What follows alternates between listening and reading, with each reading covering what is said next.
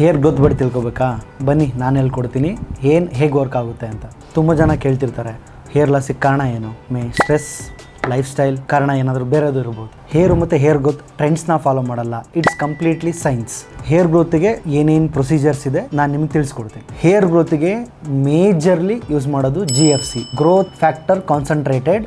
ಇದನ್ನು ಏನು ಮಾಡ್ತೀವಿ ಅಂದರೆ ಬೇಸಿಕಲಿ ಪ್ರೊಸೀಜರು, ಪೇಷಂಟ್ ಓನ್ ಬ್ಲಡ್ಡನ್ನು ಅವರಿಂದ 20 ml ಡ್ರಾ ಮಾಡಿ GFC ಕಿಟ್ ಅಂತ ಬರುತ್ತೆ.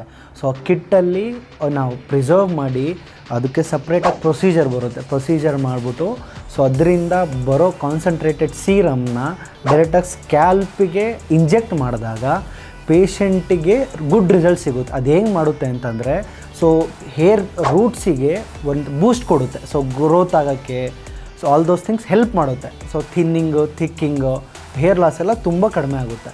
ಸೊ ನಿಮಗೇನಾದರೂ GFC ರಿಲೇಟೆಡ್ ಏನಾದರೂ ಹೇರ್ ಗ್ರೋತ್ ಬಗ್ಗೆ ಏನಾದರೂ ಬೇಕು ಅಂದರೆ ಯು ಕ್ಯಾನ್ ಕಾಂಟ್ಯಾಕ್ಟ್ ಕಲ್ಪ್.